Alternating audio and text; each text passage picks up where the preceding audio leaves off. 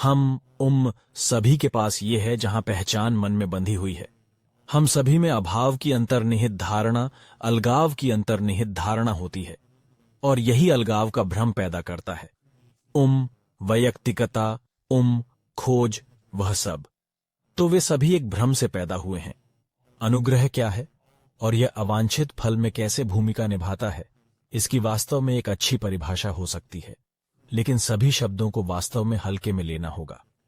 सभी शिक्षाएं प्रासंगिक हैं और एक अलग बातचीत में, एक अलग तरीके से, एक अलग समय पर गलत तरीके से लागू की जा सकती हैं।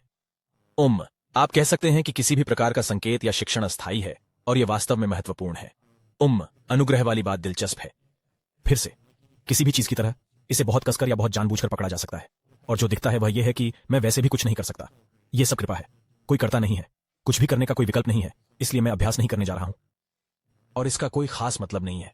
मुझे यकीन है कि यहां कई लोगों ने देखा होगा, एक शिक्षण शैली है जो मूल रूप से कहती है कि आप कुछ भी नहीं कर सकते हैं। कर्ता होने का भाव, साधक होने का भाव स्वयं ही भ्रामक है। तो वह साधक कभी भी अपने आप को ऐसी जगह नहीं पा सकता जहां ये मुफ्त है, ऐसा होने ही वाला नहीं है। सही, और इसमें सच्चाई है। हालांकि अगर इसका अर्थ यह निकाला जाए कि आपको कर्ता जैसा महसूस करते हुए कुछ भी नहीं करना चाहिए, जो कि केवल एक आवरण है कि आपको कुछ भी नहीं करना चाहिए, तो वह एक प्रकार के झिझक वाले स्वर को प्रोत्साहित कर सकता है, जो यह एक प्रकार का उल्टा कर्तापन है, या यह एक टालने वाला स्वर है जो कुछ लोगों के जीवन में होता है।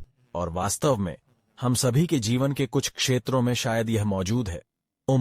यहां तक कि जिन्हें मैं जानता हूं, जो लोग इस तरह से बात करते हैं, उन्होंने इस एहसास तक पहुंचने से पहले खुद बहुत काम किया है कि वास्तव में ऐसा लगता है, और एक बहुत ही वास्तविक तरीके से सब कुछ अकारण है।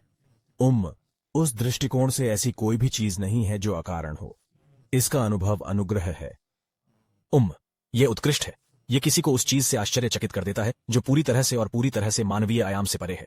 यदि वास्तव में स्वयं एक भ्रम है, भले ही यह आपके लिए स्पष्ट न हो, तो क्या इससे वास्तव में कोई फर्क पड़ता है? क्या आपको अपनी कार चलाने से पहले खुद से पूछना होगा कि आपकी कार कौन चलाएगा, या क्या आप बस अपनी कार चलाते हैं? क्या इससे कोई फर्क पड़ता है कि कौन पूछताछ करेगा, या आप सिर्फ पूछताछ करते हैं, या फिर आपको खुद से यह पूछने की जरूरत नहीं है कि पूछताछ करने वाला कौन है? समझ आया?